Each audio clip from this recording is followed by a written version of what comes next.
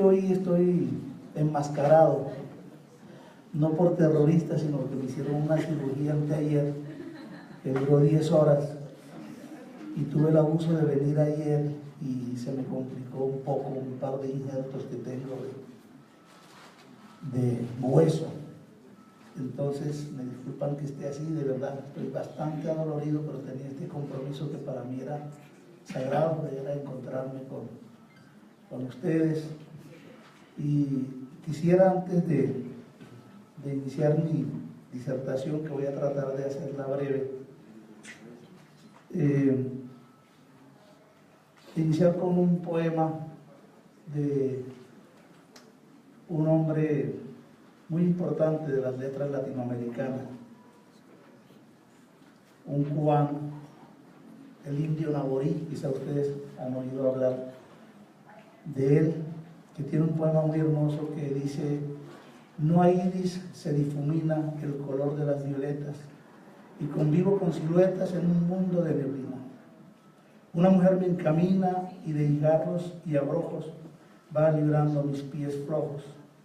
Hay quien me diría que los ojos que ayer canté hoy fueran mis propios ojos. Y hay otro verso muy bello que lleva por nombre Tu voz, y es muy diciente: tu palabra tiene el arte de iluminar la ceguera. Háblame que no hay manera de verte sin escucharte. Solo así puedo mirarte, exacta como si un dios, conmovido por mis dos linternas de rotas pilas, me hiciera nuevas pupilas con el cristal de tu voz. Entonces, buenos días a todos y a todas. Quería darles este saludo de poesía para endulzar el ambiente en este mundo un poco difícil que tenemos de violencia aquí en Colombia. Me han pedido que venga a hablar de la paz, en especial de la implementación de los acuerdos que se supone la harán realidad, y me disculpan si en algunos momentos me expreso más con realismo que con fe, aunque la fe también hace parte del realismo de quienes sueñan y quienes colocan como leitmotiv la utopía.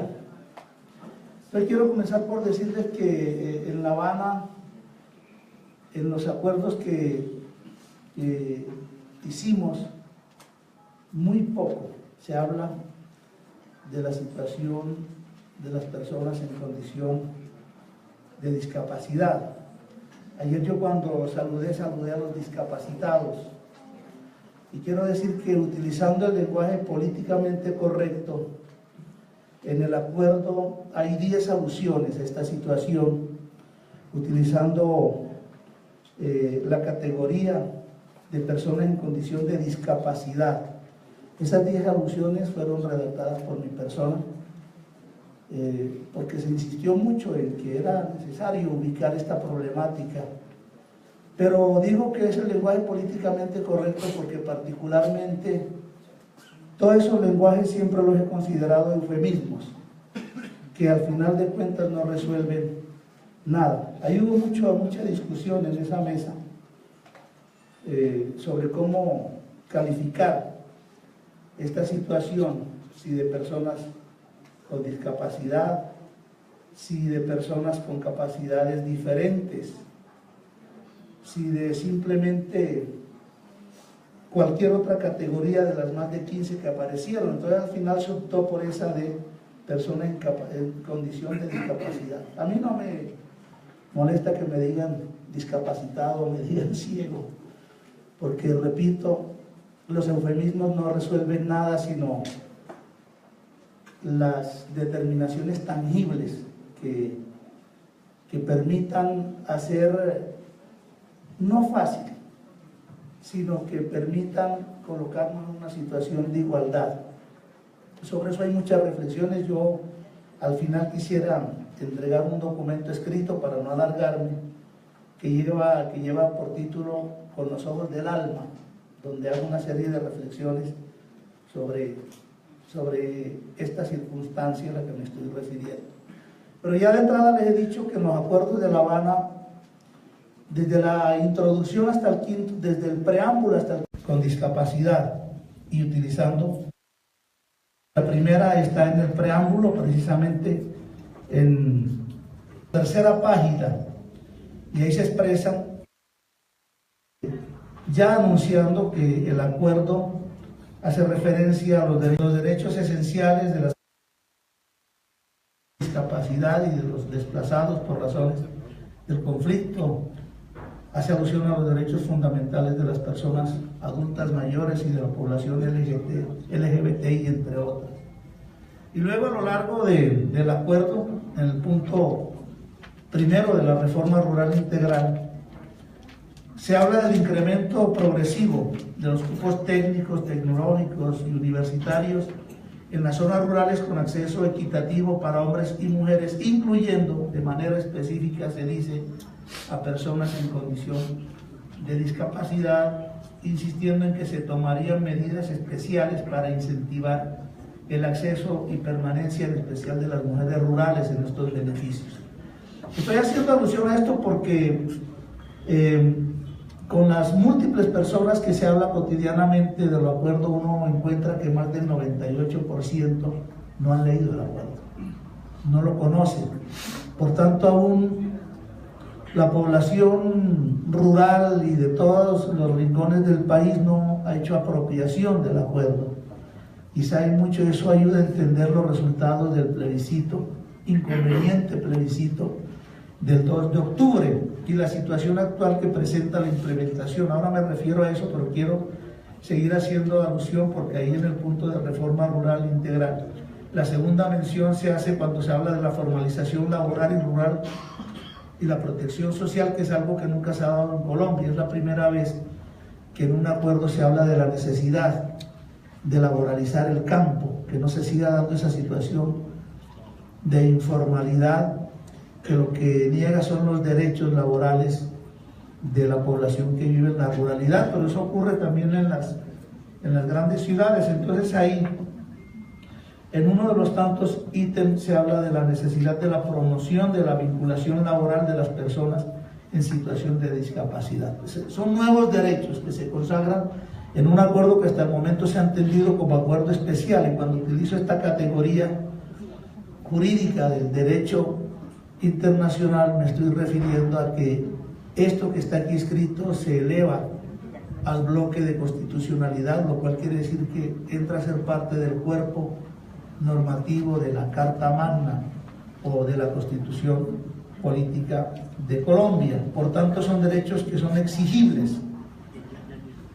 Hay una siguiente alusión que ya no es en el punto de reforma rural integral, sino en el punto de participación política, específicamente en el subpunto que habla de las garantías para la reconciliación, la convivencia y la tolerancia y la no estigmatización. Esto pues en lo que concierne a las razones de la acción política y social en el marco de lo que el gobierno dio a llamar la civilidad.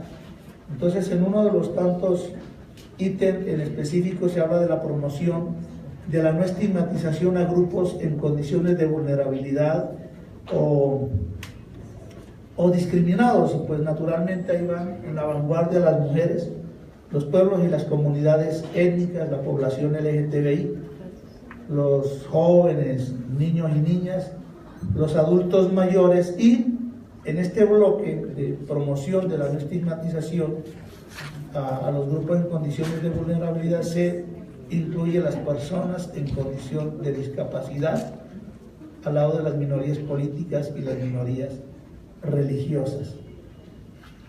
En ese punto es la alusión específica que se hace a la situación de discapacidad, porque luego ya al punto del fin del conflicto hay un apartado muy especial que es el del compromiso con el gobierno de hacer un pacto político nacional.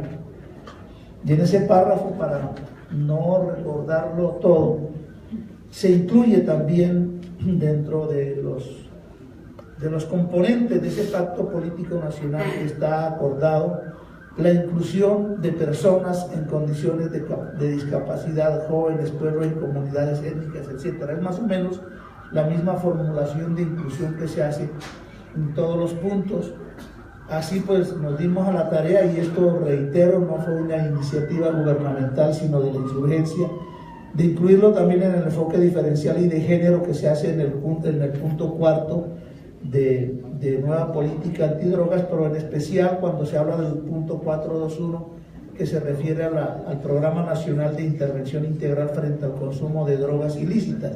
Recuerden que ahí hubo un debate enorme que lo que pretendía era acabar con la vieja política de la guerra contra las drogas, que todas las instancias de orden internacional han considerado una política fracasada, y en su relevo se trazaba este acuerdo para la sustitución, y ese punto 4 tenía tres subdivisiones esenciales. Una referida específicamente al tema de la sustitución, que lleva una deplorable implementación en la medida en que se está combinando con algo que fue rechazado en La Habana, que ha sido rechazado por las instancias internacionales experimentadas o especializadas, y es eso de la erradicación forzada sin previamente ir a disuadir al campesino. Entonces ahí, cuando se habló de ese programa, aparte de esto de la sustitución, hay un capítulo específico referido a la salud pública, y es el Programa Nacional de Intervención Integral frente al consumo de drogas ilícitas, de lo cual todavía no hay desarrollado nada, pero repito que entre los principios se estableció el del enfoque diferencial, y en el enfoque diferencial se incluye, además de a quienes están en situación de vulnerabilidad asociada a edad, sexo, está también la condición de discapacidad, aparte de las condiciones socioeconómicas y de ubicación geográfica o de pertenencia a la población LGTBI, entre otros. La siguiente alusión que se hace entre las 10 que ya mencioné está en el punto de víctimas, naturalmente, ¿no? Y en el punto de víctimas se habla de la Comisión para el Esclarecimiento de la Verdad, la Convivencia y la No Repetición. Ahí hay un componente múltiple en ese punto, para la construcción de ese punto. Uno es el tema de verdad, otro es el tema de justicia, otro es el tema de reparación, y el otro es el tema de no repetición.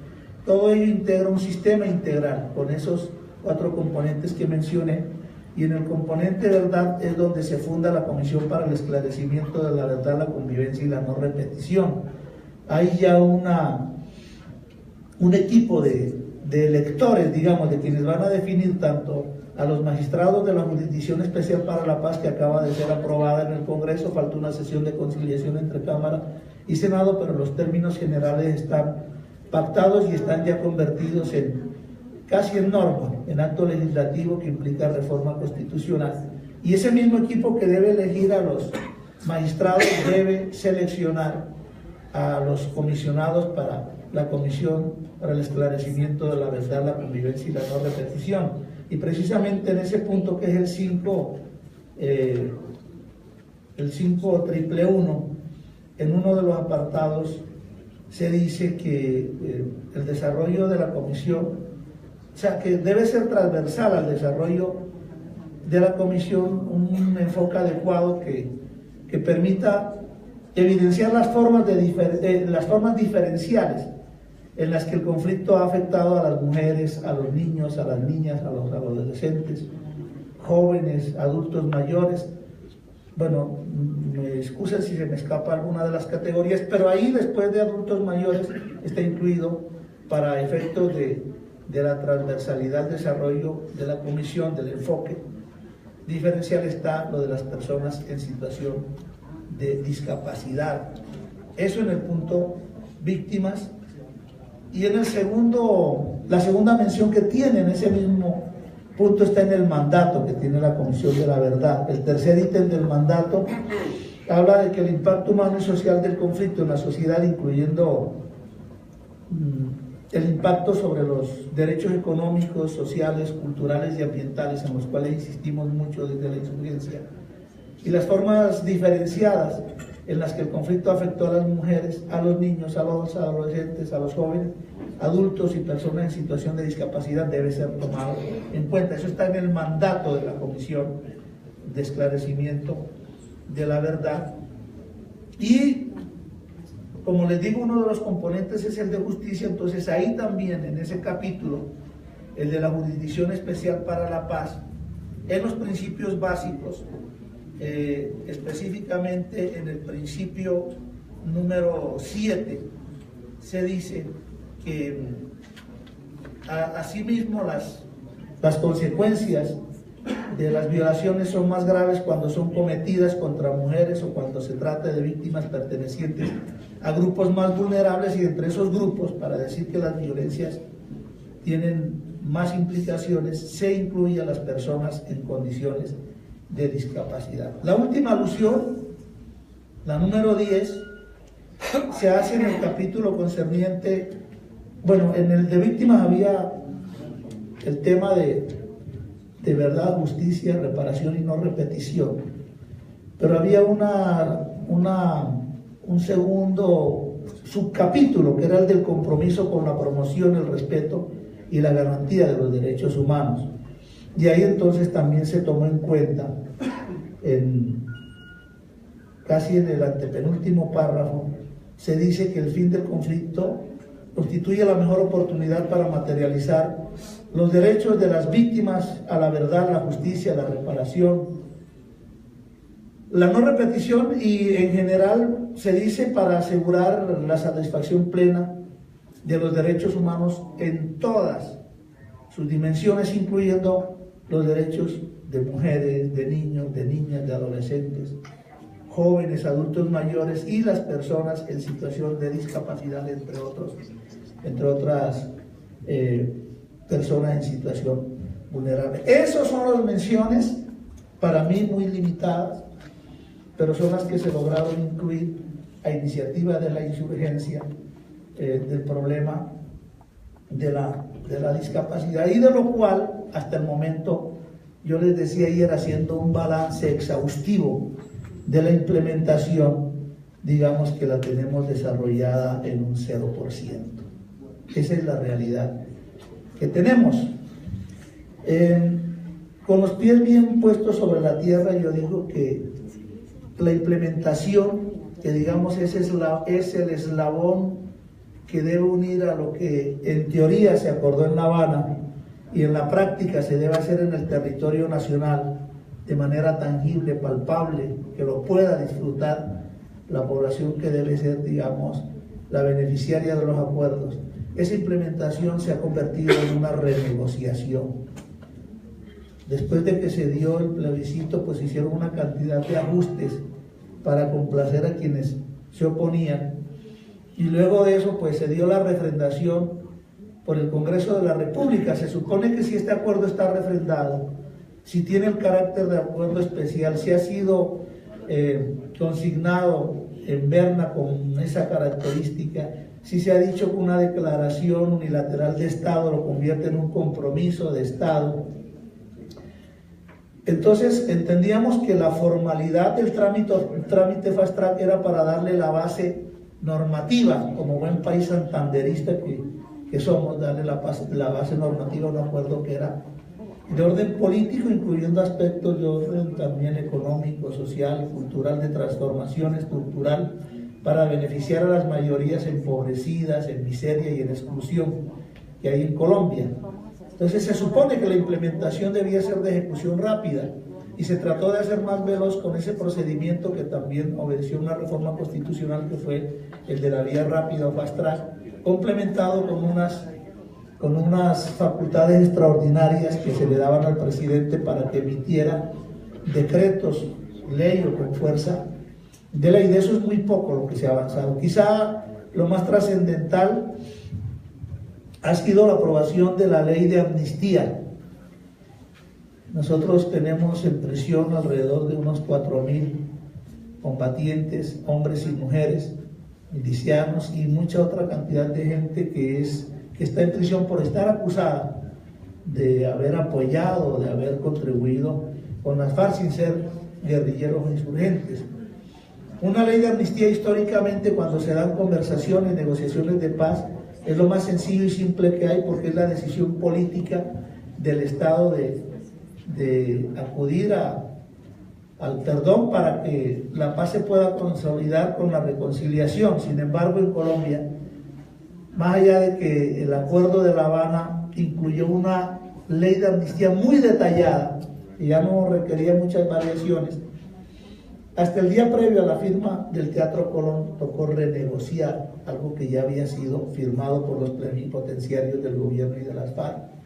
Y tocó renegociar nada más ni nada menos que con los militares, que a toda costa pues querían incluir normas de impunidad, lo cual yo lo considero absurdo porque la ley de amnistía estaba redactada de tal manera que hubiese un equilibrio para todos los actores en el conflicto, para guerrilleros, militares, incluso civiles involucrados en la confrontación, diciendo de que pues como el pacto era no intercambiar impunidades, había que tomar en primera consideración a las víctimas y dentro de ello entonces se debía responder plenamente ante una nueva jurisdicción que era la Jurisdicción Especial para la Paz, la JEP. Habida consideración también que la insurgencia cuestionaba el ius puniendi o la capacidad que pudiera tener el Estado de procesar, de investigar y de judicializar en la medida en que el Estado no podía ser juez y parte. Por eso se crea esta nueva jurisdicción, no es por otra cosa, porque lo que tradicionalmente aplica la jurisdicción ordinaria es el derecho penal del enemigo y se trataba aquí de que ya no nos íbamos a tratar como enemigos, sino que íbamos a buscar la reconciliación. De ahí la base de creación de la Jurisdicción Especial para la Paz. Pero bueno, eso ha tenido diversas variaciones hasta ahora. Incluso se metió un capítulo que es el 7 que establece como una subjurisdicción para los militares que casi que borra la responsabilidad por línea de mando y eso nos va a traer enormes dificultades, especialmente pienso yo le va a traer dificultades a los militares porque va a estar la lupa de la Corte Penal Internacional encima y quizás hasta la lupa de la Corte Constitucional echando por tierra algo que no fue pactado en La Habana. Y resulta que por la vía del fast track solamente se puede tramitar lo que está incluido en los acuerdos, eso es lo que se puede normatizar o reglamentar. Pero a lo que iba es que la ley de amnistía, después de mes y medio o casi 2 meses, no había puesto a ningún guerrillero, ni militar, ni miliciano, ni persona involucrada en el conflicto en la calle. Tuvimos que esperar mes y medio y solicitar que el presidente hiciera un decreto de reglamentación, casi que un código de procedimiento penal, para que los jueces de ejecución de penas se dignaran a liberar a la gente.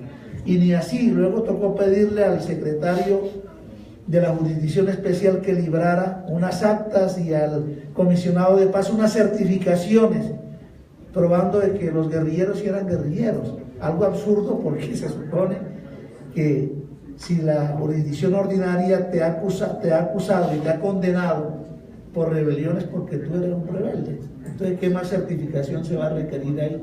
Bueno, con todos esos requisitos, lo que les quiero decir, y ayer creo que lo mencioné, nosotros podemos mandar esa ley de amnistía allí en el récord y yo creo que vamos a ganar porque es la más complicada, la más compleja y la menos eficaz que ha habido en la historia de la humanidad. No alcanza a ver de entre 4.000 implicados que deben ser beneficiarios, no alcanza a ver todavía 60 insurgentes libres por efecto de la ley de amnistía, lo cual va demorando el proceso de reincorporación o de vinculación a la vida legal de quienes estuvieron involucrados en la confrontación y eso naturalmente retrasa la creación del nuevo partido político en que se debe convertir esta organización en tránsito hacia la civilidad y en tránsito hacia la construcción de una paz que se viene forjando lentamente.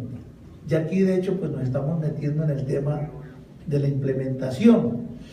No sé si era en este escenario o en otro que yo decía que nosotros lo que llevamos a La Habana fueron propuestas mínimas de transformación de las estructuras sociales y de la realidad socioeconómica de nuestro país. Transformaciones que apenas sentaran las bases para la construcción de la democracia. Es decir, no se llevó un programa revolucionario, ni marxista, ni socialista, ni comunista a la mesa de La Habana. Se llevaron fueron las reivindicaciones que históricamente han plasmado las organizaciones sociales, el movimiento social en sus plataformas de lucha. Desafortunadamente, y debo decirlo, los mecanismos de participación que se establecieron para recoger las iniciativas de las comunidades que fueron los foros en los diversos universos temáticos en cada uno de los puntos de la agenda, las páginas web y los correos físicos están todos amontonados sin quien los mire. Yo me imagino que en el Centro Martin Luther King deben estar los bultos de las cartas y de las propuestas que envió la gente mueciéndose sin quien los lea, sin quien los mire. Y en la página web deben estar ya también, yo no sé cómo se mueve, será en el mundo virtual la información, pero deben tener también modo virtual, porque nadie se dio a la tarea de ordenar, de sistematizar, de arreglar y de llevar eso a la discusión. Lo digo con conocimiento de causa porque de los libros que envió la Comisión de Paz del Congreso y de los libros que salieron de los foros que organizó la Universidad Nacional y Naciones Unidas, no se abrió uno solo para ser analizado en La Habana. Esa es la realidad de lo que fue la farsa de la participación en el proceso. Quizá quienes más participaron de manera directa fueron las víctimas que se trasladaron en un número de 60 hacia la isla de Martín. Entonces, ¿cómo llegan las plataformas del movimiento social a la mesa? Sencillamente porque nosotros nos dimos a la tarea de recoger esas plataformas y convertirlas en lo que fueron las propuestas mínimas. Las 100 del punto agrario, las 100 de participación política, las 70 del punto de nueva política antidrogas, en fin, una cantidad de propuestas. Y por eso hay coincidencia entre lo que propuso las FARC y las plataformas. No es algo casual, sino que nosotros tomamos esos elementos, porque repito, en La Habana solo se abrieron los libros de las conclusiones de la participación ciudadana para tomarse la foto que indicaba que los libros habían llegado. Entonces en la mesa nos organizábamos todos y de cada lado cada quien había un libro como para decir están analizando. Eso era una farsa. Era una farsa. Estoy siendo crudo, pero estoy siendo realista porque todas esas son los déficits que hoy nos reclama la buena ejecución de la implementación. Entonces repito, si ahí llegó una propuesta es porque nosotros la recogimos en las propuestas mínimas nuestras, que las hacíamos públicas antes de llevarlas a la mesa, porque se colocó una cláusula de confidencialidad que se quiso convertir en secretismo, que no se podía dar a conocer los debates. Entonces nosotros lo que hacíamos era, antes de llevar los temas a discusión, los presentábamos públicamente, y hoy por hoy yo puedo decir que en el punto de reforma rural integral, si bien se logró un acuerdo positivo, no alcanza a ver ni el 10% de lo que se llevaron como propuestas mínimas. No se quiso tocar de ninguna manera, por ejemplo, el tema del latifundio en Colombia, que hoy por hoy pues coloca a nuestro país, para el caso de la ruralidad, en un índice Gini que está más o menos en el orden del 8.9, que es del 0.8, que es casi el reino de la desigualdad. No se quiso tocar de ninguna manera el tema de la extranjerización de la tierra. Entonces nosotros seguimos teniendo por ello a nuestros campesinos, el 60% de los propietarios en una situación de informalidad. Y bueno, hay cosas positivas como por ejemplo que se debe formalizar la tierra de todos los campesinos, toda la tierra que esté en su poder, pero vamos a ver de ese dicho y de ese texto cómo se pasa a la realidad. Pero hasta el momento no se ha dado un solo paso en cuanto a la implementación que implique el impacto sobre esas 10 millones de hectáreas de tierra a las que se refiere el acuerdo. 7 millones para la formalización y 3 para la distribución. Óigase, distribución. No se quiso hablar de redistribución, porque redistribuir es tomar lo que ya está distribuido y volverlo a colocar en manos de los que necesitan. Y resulta que aquí en Colombia, para que se hagan una idea, de las 114 millones de hectáreas más o menos que hay, alrededor de 40 millones, que es un tercio del país, están en manos del latifundismo ganadero. Pero eso no se puede tocar, porque se despertarían, decía el gobierno, los demonios del paramilitarismo como si no estuvieran despiertos y asesinando gente cada día. Entonces esa es la realidad de los acuerdos que tenemos. Hay cosas positivas, pero hay cosas negativas como esa, de 40 millones de hectáreas para un hato ganadero que no llega ni a 20 millones de cabezas, cuando técnicamente pues ustedes saben que en el campo no se mide por cabeza sino por carga animal, porque no come lo mismo un toro que un ternero. Pero aquí entonces está tocando por cabezas casi de a 2 hectáreas, mientras que los campesinos que producen la tierra no tienen en sus manos sino pequeños minifundios, muchos, la mayoría microfundios. Y aún así, pese a que se diga de parte de la política neoliberal de que el campo y la economía campesina familiar ya no es viable, todavía hoy en día el campesino sigue produciendo más del 65% de los productos que consume el país. Por eso nosotros insistimos mucho en el acuerdo en defender la economía campesina, en defender la economía familiar, en defender la agroproducción, pensando en la soberanía alimentaria. Estos son los problemas que discutimos allá y que, bueno, creemos, repito, pese a lo nimio de lo logrado, que no alcanza el 10%, que de darse solo esa transformación sería un gran paso revolucionario. Pero hay que ver si eso se da, porque qué lidia que hemos tenido para aprobar cada plataforma normativa que le sirva de piso a la implementación en el Congreso, porque lo desafortunado es que estemos en manos para la implementación de un acuerdo especial en manos de los caprichos parlamentarios o de los caprichos de los jueces o de los caprichos de la vieja institucionalidad. Lo mismo ocurre en el tema de participación política. Hasta ahora pues lo que se ha acordado son las circunscripciones especiales de paz. Hay un acto legislativo, son 16 circunscripciones que se han creado en las zonas priorizadas también para la implementación de la reforma rural integral. No son más de 160 municipios. Nosotros insistimos que por lo menos debía ser un tercio del país, pero no se logró eso. Entonces la implementación arranca en 16 territorios que yo creo que pronto están publicados cuáles son. Uno de ellos, así de memoria les digo, es el territorio Sierra Nevada Perijá, el otro es el territorio Montes de María, y pronto el Piedemonte Caqueteño, zonas del Chocó, en fin, pero la mayor parte del país no está señalada como escenario de priorización. Entonces ahí es donde, digamos, los recursos de la implementación se deben vertir, en teoría, ¿no? Pero todavía ni siquiera se ha hecho el plan marco del plan de implementación. Y digo esto porque sí sería bueno que ustedes analizaran la forma de lo que está escrito en el acuerdo, convertirlo en realidad. En el tema, por ejemplo, de la discapacidad, yo creo que si hay esas ventanas abiertas, 10 en el acuerdo, hay que meter por lo menos un proyecto de grueso calibre, porque no hay ninguno, que permita que lo que se vaya a hacer en planeación incluya a la población en circunstancia, en situación de discapacidad. El plan marco debe cerrarse antes de un mes. Y hablo del plan marco porque aquí lo que no tenga piso presupuestal, pues sencillamente no va. Entonces el plan marco es el plan a 10 años que debe cobijar el conjunto del acuerdo.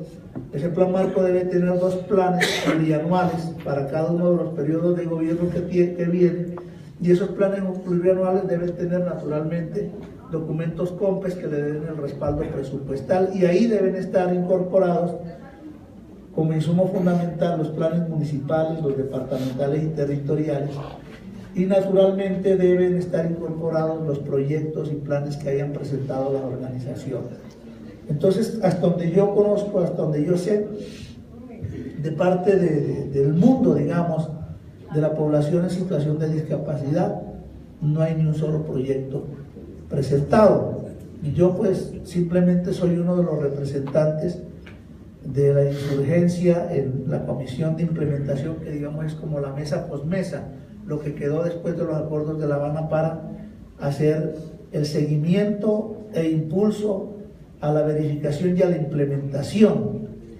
Y pues de la insurgencia hay 3 personas, que está Iván Márquez, Victoria Sandino, mi persona, y del gobierno hay 3 personas con nivel ministerial, que es el ministro Cristo, el ministro del Interior, el ministro Pardo, que es el ministro del conflicto, y Sergio Jaramillo, que es el alto comisionado para la paz. Ahí se debate en esa comisión, donde van especialistas, expertos, donde van ministros de las diferentes ramas a mirar los proyectos normativos, en principio, sean actos legislativos para reforma constitucional, sean leyes o sean lo que el presidente va de manera extraordinaria a presentar como decretos, ley o con fuerza de ley. Se debate ahí, y desde mi humilde posición, pues no estoy solo como representante de las FARC, sino de los intereses de la población empobrecida, de la población en miseria o en exclusión, que es la población mayoritaria colombiana a la que fuimos a representar en la mesa de La Habana y por la que pues hicimos este acuerdo, con esperanza de reconciliación, pero pendiendo sobre nosotros la espada de la guerra sucia, la espada del terrorismo de Estado, esa espada de Damocles, que es la que genera dudas, que es la que genera desconfianzas en la posibilidad cierta de la reconciliación. Particularmente yo pienso que muy pronto continúa la matazón con nosotros. Digo continúa porque ya existe durante todo el proceso de paz, y luego ahora durante la implementación, lo que se han dado a medida en que nosotros nos vamos replegando hacia las zonas y puntos veredales de normalización, de los cuales en ninguno de ellos alcanza a ver el 50% de las construcciones campamentarias que debían estar listas antes de entrar nosotros ahí. Repito, en ninguno. Ahí, en esos escenarios, lo que hay es hacinamiento, en esos escenarios lo que hay es incertidumbre, mucha voluntad, decisión de sacar adelante los acuerdos, pero mucha incertidumbre por los incumplimientos. Nosotros, las instalaciones para la Conferencia Nacional Guerrillera que se hizo en el Yarí, para albergar a más de 1000 guerrilleros y toda la cantidad de población que llegó ahí, duramos 13 días con sus noches para hacer esas instalaciones. El gobierno, desde que firmamos la paz, está haciendo las instalaciones de las zonas y puntos veredales. Imagínense a las alturas del tiempo que va, y en ninguna hay más del 50% de los campamentos construidos, que son instalaciones sencillas, simples, no lo que han propagado por los medios de comunicación que nosotros estamos exigiendo. Eso hace parte de la guerra sucia mediática. Hay unas actas suscritas, hay unos compromisos que dicen qué es lo que se debe construir en cada zona. Son sencillas viviendas desechables, son no campos deportivos para olimpiadas, sino destapados con máquinas, con 2 o 3 palos para hacer una arquería. No es más lo que se está solicitando, sin embargo eso no se ha terminado, y hay que decirlo claro, porque las empresas con las que contrataron son empresas que no tienen capacidad presupuestal, son empresas que no tienen experiencia, son empresas de bolsillo, de garaje, en donde a todas claras, con seguridad, se ha iniciado la implementación, incrementando el fenómeno de la corrupción. Esa es la realidad que tenemos, y si así es el desayuno, como dicen en mi pueblo, ustedes se pueden imaginar cómo va a ser el almuerzo. ¿Ya? Esperamos, tenemos confianza, tenemos esperanza, pero yo sí pienso que aquí va a comenzar un segundo baile rojo, que aquí va a comenzar una matazón, así que aprovechemos para darnos un abrazo, porque seguramente el año entrante ya no va a haber posibilidad, porque muchos de nosotros vamos a estar en los cementerios. Estoy hablando con crudeza, pero estoy hablando con realismo, porque la determinación nuestra fue la de tomar el rumbo político, y que históricamente quede claro que no somos nosotros el obstáculo para la paz, como nosotros no fuimos los genitores de la guerra. Recordemos que aquí desde los anales de nuestra historia, lo que se ha dado es el crimen político, lo que se ha dado es el colocar por encima de los intereses populares, los intereses de las castas económicas. Al mismo Bolívar lo asesinaron porque quería generar un mundo de igualdad para el conjunto de la población mestiza, indígena, negra, que hacía ese crisol de la raza humana que es el pueblo latinoamericano. Eso no ha parado de ser, y aquí seguimos con ese historial de guerra sucia, de confrontación. Repito, ojalá este aporte pequeño de sangre, de vidas y de determinación de paz que está sembrando la insurgencia y quienes han creído en nuestro proyecto político sirva de semilla para que por fin florezca la paz aquí en Colombia. Quería decirles esas palabras, y pues ya con esto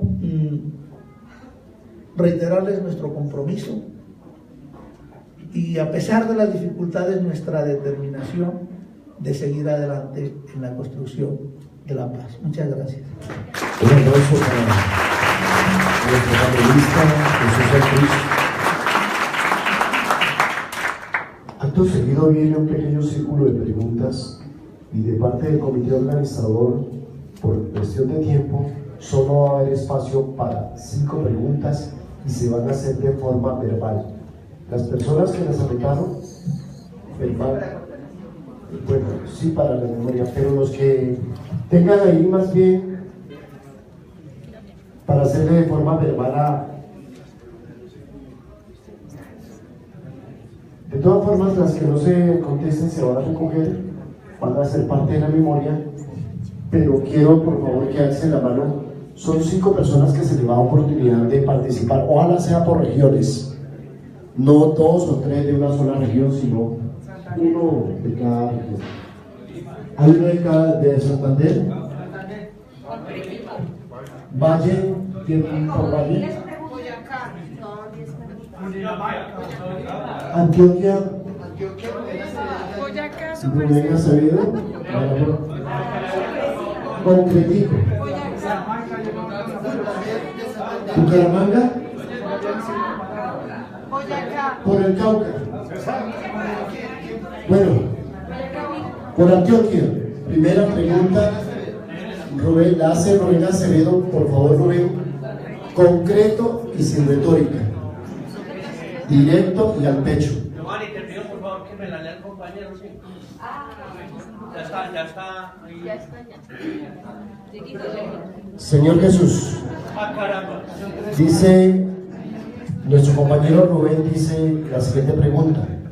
Conociendo de primera mano las necesidades de la población de las personas con discapacidad en relación a la vulnerabilidad de sus necesidades, ¿cuál sería el aporte directo para incluir vía Fast Track la implementación del protocolo facultativo respecto a la ley 1618 y todas las que la acompañan? Rubén Acevedo.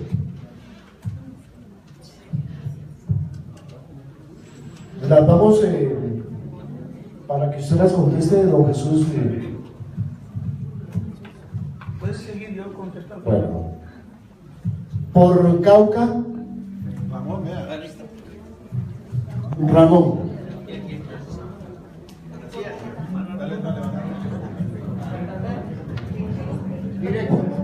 Bueno, buenos días a todos nuevamente. El departamento del Cauca fue el departamento que más sufrió por la cuestión de la guerra, de la violencia. Hoy, más de año y medio, se han parado ya los fusiles, las tomas. Por lo menos respiramos paz, diferente a lo de siempre. Sin embargo, tenemos un alto índice de población con discapacidad, es la primera en Colombia. Y realmente usted mismo lo hace ver con tristeza que quedaron por encima nomás estos pronunciamientos. ¿Cómo sería nuestra forma de participar directamente si tenemos en cuenta que a los departamentos, las mismas administraciones son los que menos piensan en la población con discapacidad? Muy bien, Ramón.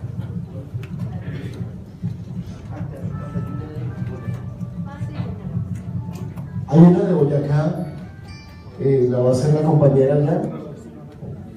Si quieren léalas todas y luego. La otra pregunta la hacen por parte del departamento de Boyacá. La representación dice: ¿qué manifestación formal tiene hoy Voces de Paz sobre la afectación de las minas antipersonal y los ataques armados que dejarán como consecuencia numerosas personas en condición de discapacidad por pérdida parcial o total de los miembros o pérdida de sus sentidos de la vida u oídos?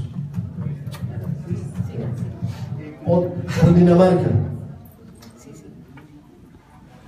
¿Por qué no se dio permiso a varios ONG y plataformas de víctimas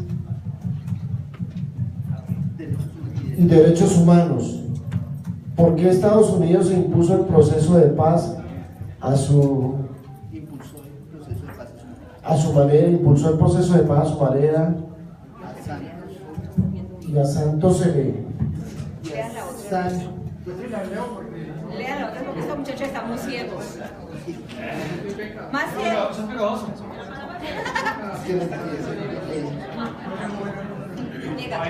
Y le incumplió al pueblo Leanla toda otra vez porque quedó con satisfacción.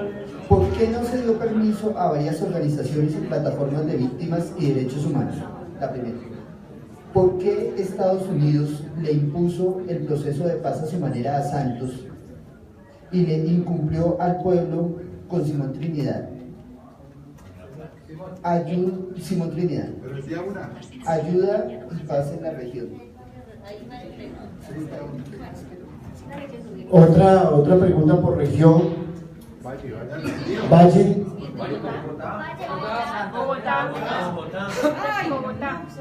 Valle. ¿Quién va a ser Valle? Concreto, por favor, y sin retórica. Buenos días. Primero, dar las gracias al señor Jesús Andrés por estar aquí. Yo sé que eso implica un gran esfuerzo. Y bueno, la pregunta es la siguiente. Teniendo en cuenta que en todos los acuerdos, específicamente en el punto 2, se habla de 3 verbos específicos que son el reconocimiento, el fortalecimiento y el empoderamiento de la población civil. Y también lo que el señor acaba de denunciar en su discurso respecto a que se debe apuntar a un proyecto amplio, ¿sí? De la población con discapacidad. ¿No cree que es hora ya de que la población con discapacidad esté de forma transversal en todos estos acuerdos, todos estos diálogos? Esta es una pregunta por Bogotá que hace para usted el señor Jesús, que si ustedes tienen una estadística de las personas con discapacidad de los integrantes de las FARC, según el impacto en violencia de Colombia, en los acuerdos o no, el trabajo para mejorar sosteniblemente la salud mental en Colombia, que si hay una estadística de las personas con discapacidad de los integrantes de la FARC y que se ha planteado con el trabajo para mejorar sustancialmente la salud mental en Colombia, sobre todo las personas que vienen del conflicto armado. Este es otro. Pregunta por el César. En el contexto de las personas con discapacidad, ¿qué tema más concreto le implementarían ustedes para el desarrollo del programa de deslinado? Martín Fraile, Pueblo Bello, César. Bueno, yo creo que hasta ahí podemos dejar el ciclo de No, perdón, disculpe. Lo que pasa es que ahorita viene un panel, les quiero advertir que ahorita viene un panel donde dice que son diferentes miradas sobre la participación social y popular. Ahí podrán seguir incluyendo todas las preguntas que todavía están en el tintero. Vamos a dejar entonces que el señor Jesús Santrich pueda darle algunas respuestas a las preguntas que se le han formulado. Bueno, denme un poquito de aire. ¿Quiere tomar un poquitico de aire para es no, ¿verdad?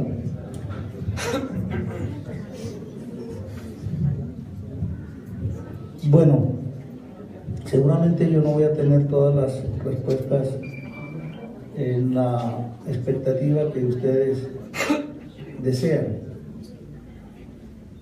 Entonces, tomé algunas notas de lo que preguntaron. Se pregunta por el protocolo facultativo de la ley 1618.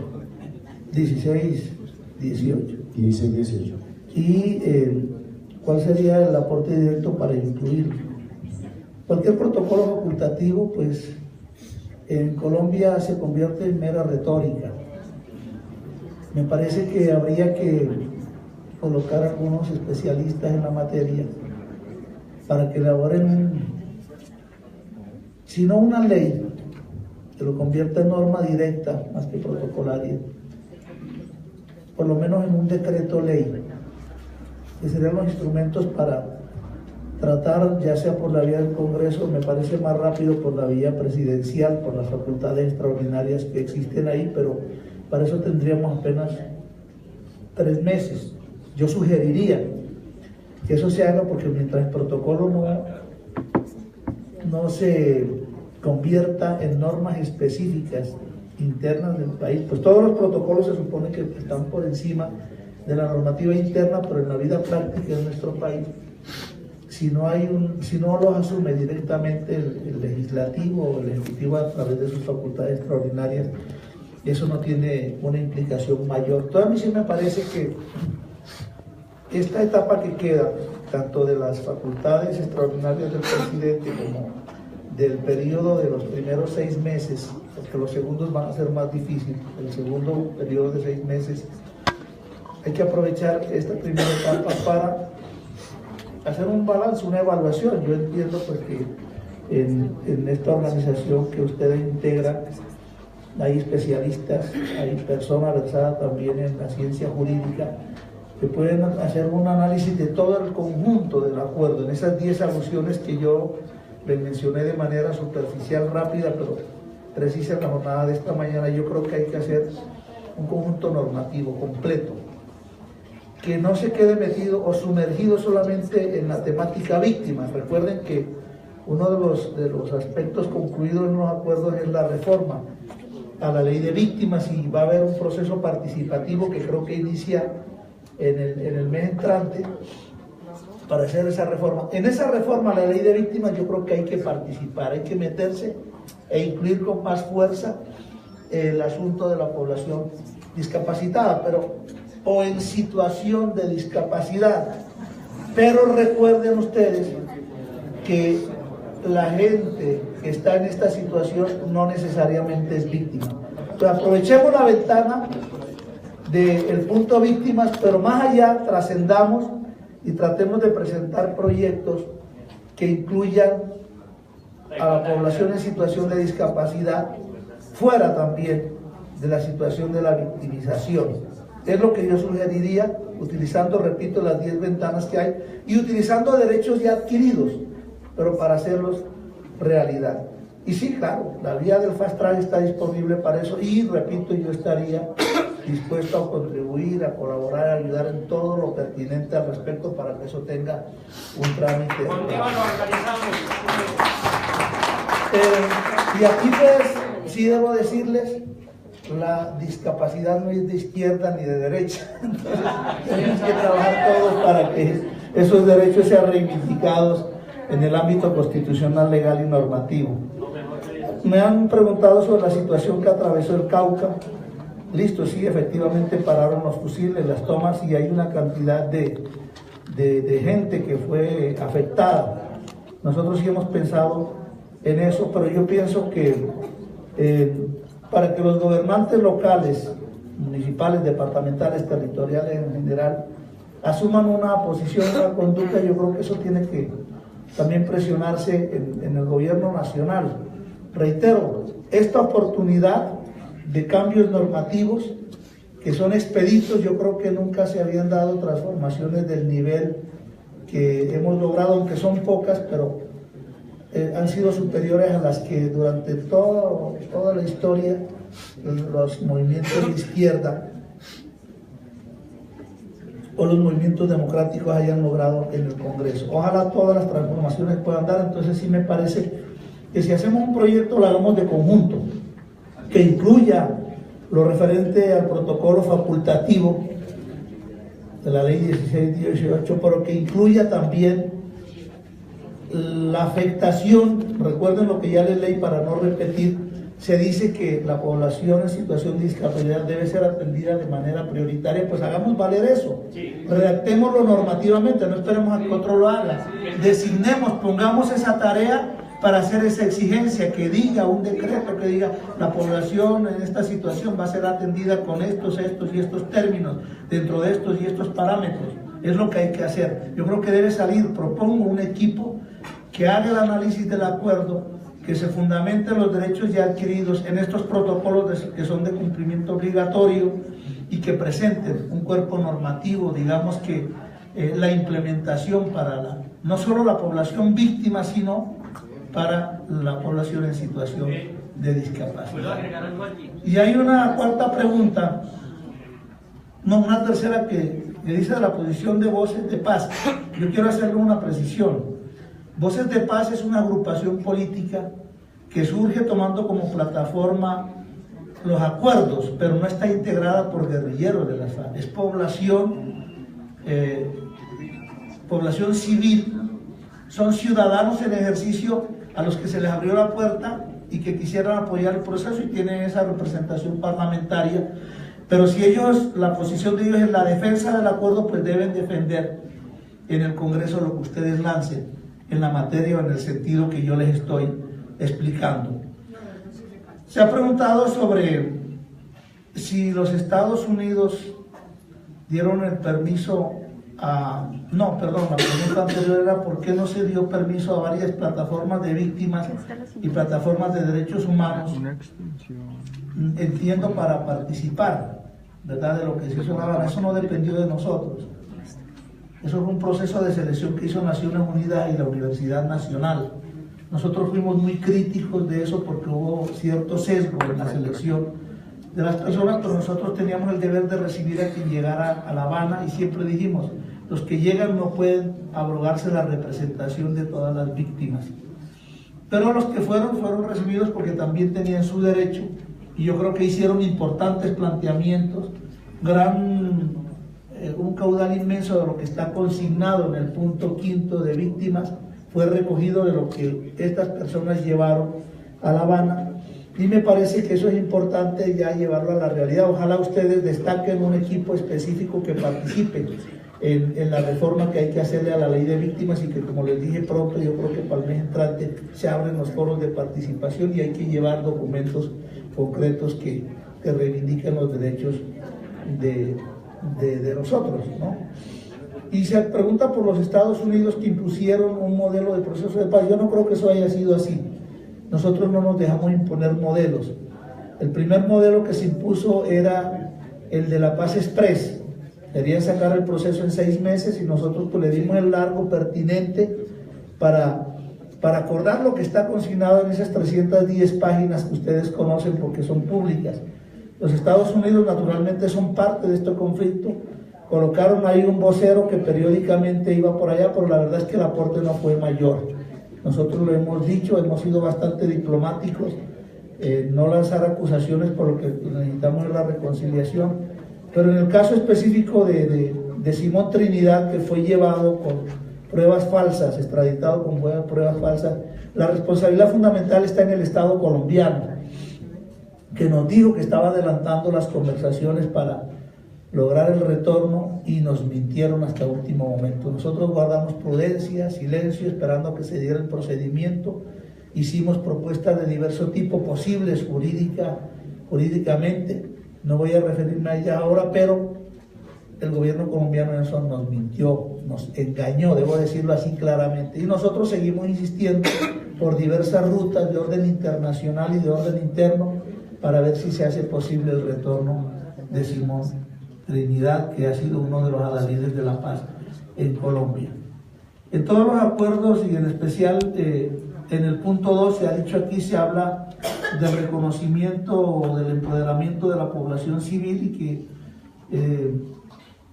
se debe apuntar a un proyecto amplio para la población en situación de discapacidad, pero se cree que no se está en forma transversal. Yo pienso que están mencionados en los 5 puntos esenciales del acuerdo, y que lo que ahora hay que tratar es de vincularlos a la implementación. Hemos dicho que la CECIBI debe ampliarse con un Consejo Nacional de Paz y Reconciliación. Ese consejo no está establecido. El gobierno ha querido que el mismo Consejo Nacional de Paz se convierta en el Consejo Nacional de Reconciliación, y nosotros hemos dicho no. Entonces se está en el debate de la creación de ese consejo. A mí me parece, y yo me pondría a disposición para estar a la cabeza de eso, que como ese Consejo Nacional recién se va a constituir para ser parte de la implementación, que debe durar 10 años si no nos matan, entonces para que este equipo de organizaciones que representan a la población en situación de discapacidad haga parte de ese consejo.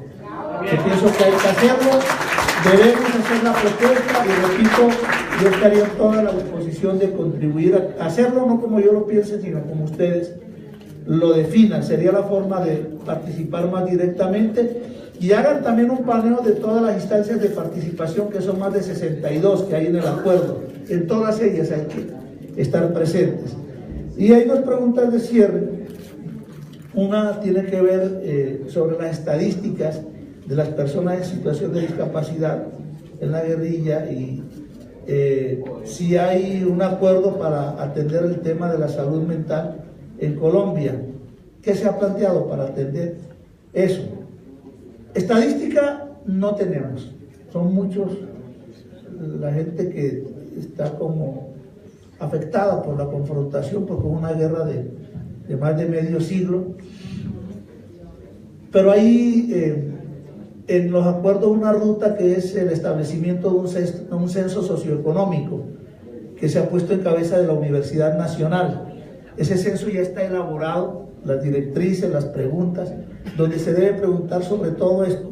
El censo se comienza a implementar, creo que dentro de los próximos 15 días. Ahí vamos a tener el balance claro, y yo creo que ahí entonces, cuando salga ese balance, vamos a trazar una ruta que creo que debe tener algún tipo de coordinación con las organizaciones como la que ustedes lideran, para también vincular a esta población. Eso haría parte del proceso de reincorporación, y me parece que sería muy importante que ustedes también presentaran un proyecto para la mesa de la CECIBI, poniendo a disposición la experiencia, las capacidades, sobre todo la disponibilidad que ustedes tienen para ayudar en esa etapa de la reincorporación, que es pues la atención al personal en situación de discapacidad. Y finalmente